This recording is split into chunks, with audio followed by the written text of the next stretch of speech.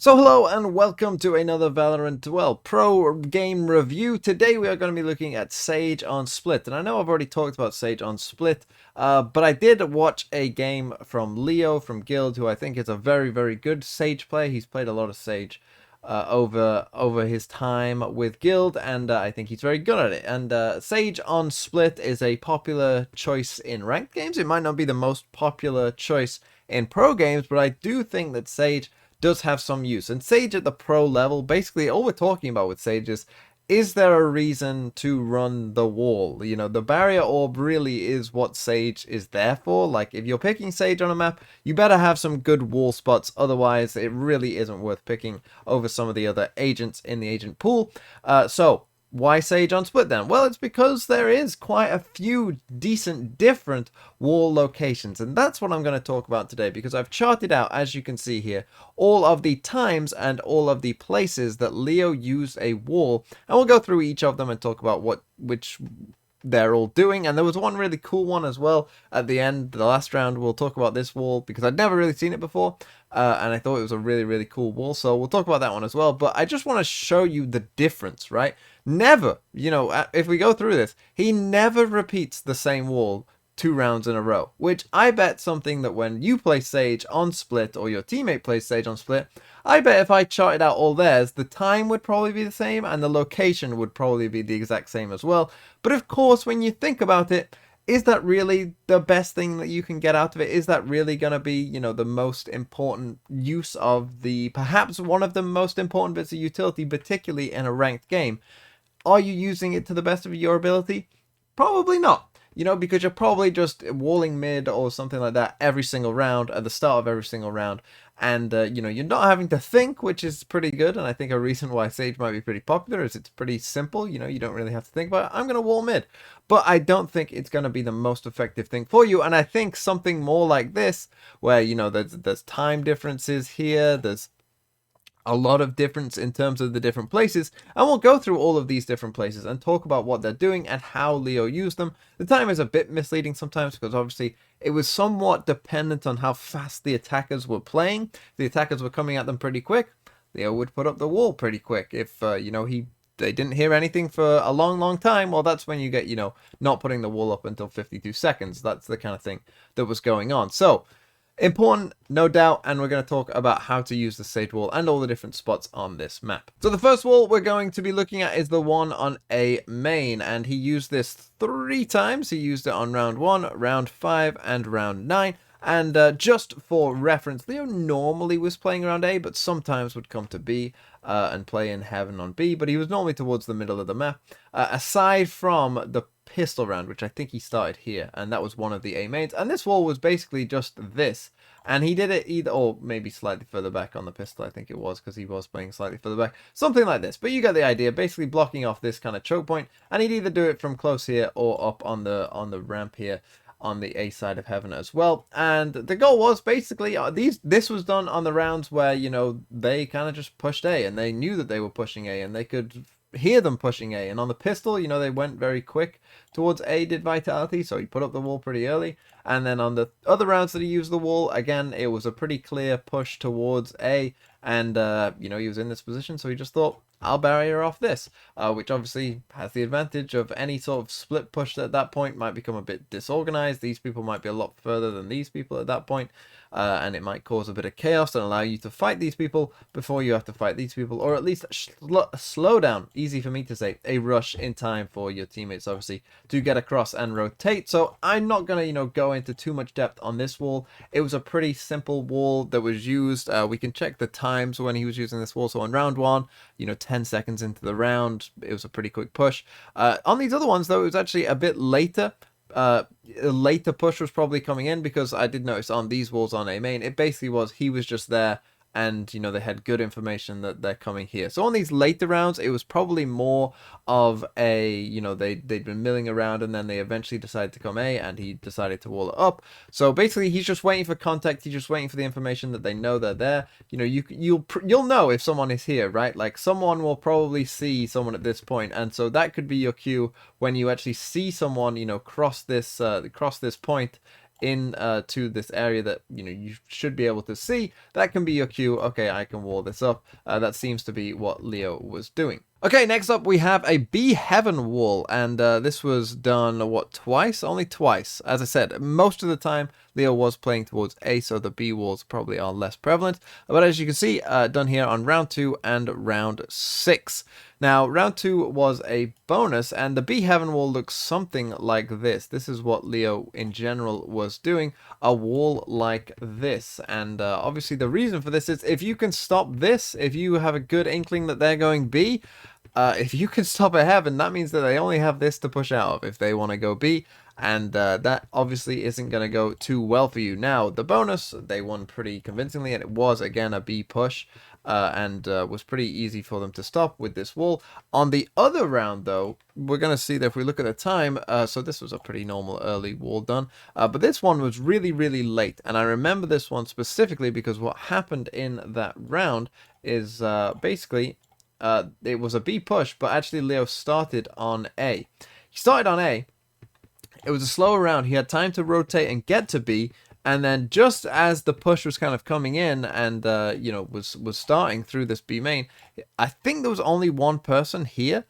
And so then he puts up the wall, and essentially this person is cut off, and it's essentially everyone. They had like 3 players, if not 4, just staring at this B main, and they got an easy round win again. And this wall, I think again there was one like Lurker left as well that had maybe gone towards vents. So not only did he stop this person, but then this person who was lurking was the last alive, and then tried to come up here to notice the wall, and then had to come all the way back and eventually died towards B main as well. So yeah, just a good use again, being patient with the wall. Okay, there was nothing towards him on A this whole round, so he had time to rotate, and that's the important thing, right? He wasn't always just walling straight away. He was waiting for any sort of confirmation that there are people here, and then going for a wall. And this wall, once it's a B push, if you can get all the way here and wall this off, that's going to be very, very good for you, because everyone focusing on the players on B main is probably going to mean you're going to have a decent chance of winning the round if you don't have to worry about this at all. It means that they can literally only come from one area, and so it can be very effective if you know a B push is coming in. Okay, next up we have the classic, and it's just the old-fashioned mid wall, which you can see he used 3 times, and these were the times that he was starting towards B Heaven, and obviously it was just the classic mid wall, and this one was just one that he put up straight away. But because he wasn't doing it every round, it meant that they had pretty good control of mid, and the opponents weren't just waiting for it and waiting to shoot it down.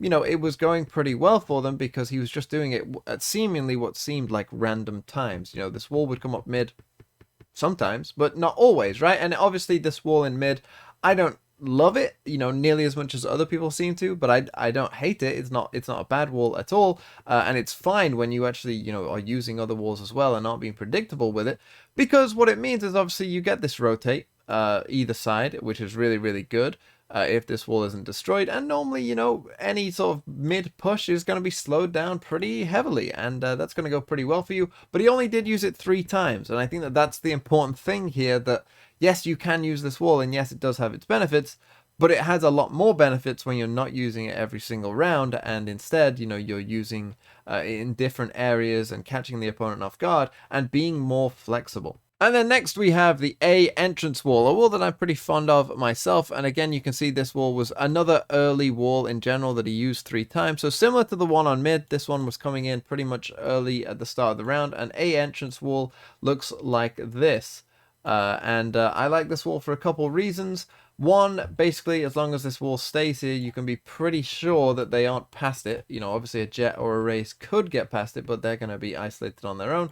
And, you'll probably hear the sound cue as long as someone is somewhat close to the wall. And also, of course, the ult orb on A is around here. So normally this wall will get you a free ult orb, which on Sage is pretty useful. So yeah. 2 very good things there as well. And in general, I like this wall quite a lot because it does mean that, your player maybe who's playing in Heaven with you can just sort of rotate off and go and help in vents in mid, which means if you've got like 2 people here on B Heaven and now you've got 2 people mid, as long as this wall is staying there, you're doing pretty well. And obviously if the wall gets destroyed very quickly, then everyone can start to come towards you instead. As you know, it's probably going to be an A hit that's been delayed, which is also good for you. So I really do like this wall, and the 3 uses by Leo as well came in pretty useful because I know that at least on 2 of those rounds, there was literally no 1A, and basically Guild just got to do what I said, like rotate to vents quickly, have 2 people here, and any mid attempt aggression on mid, you know, is now all of a sudden coming up to 3 players. It's not going to be easy for them, and it very much helped them get some round wins as well. And then finally, on the very last round, the 12th round, Leo did something that he hadn't done before, and he did this for a specific reason, because what happened was someone came up vents, and I'm pretty sure he heard them jump into vents, and, you know, was banging around and making some noise. So instead, what he did, how long into the round was it? Yeah, 13 seconds into the round, what he decided to do was this wall. And I really, really like this wall, and I'd never really seen it before, but it goes something like this. And the idea, of course, behind this wall is that it stops both this push and any vents push as well. And also, and this wasn't Leo who did this, but it was someone else. It might have actually been, I think Vitality, was it Vitality who stole this wall? Or it might have been Big who stole this wall. I can't remember watching the game yesterday. But basically, they can stand on top of this wall. And you get an insane off angle for anyone looking up from vents. You know, that they aren't expecting, obviously, you to be this high looking down on them.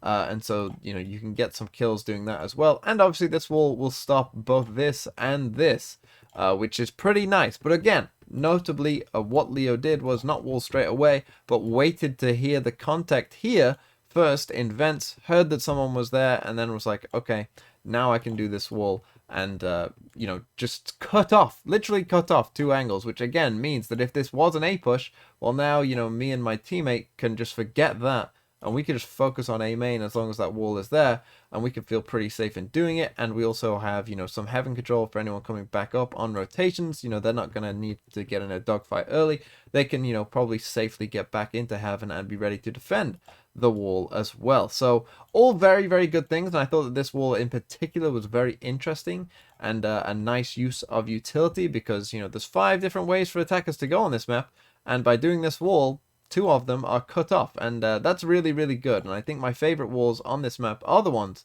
that will in general cut off 2 ways, whether it be this one from A main, because of course this cuts off both the A main lobby and the heaven as well, which is really good. Obviously, the one in mid is pretty effective in general, because also it will cut off 2 of the entranceways, obviously vents and heaven, which is pretty good.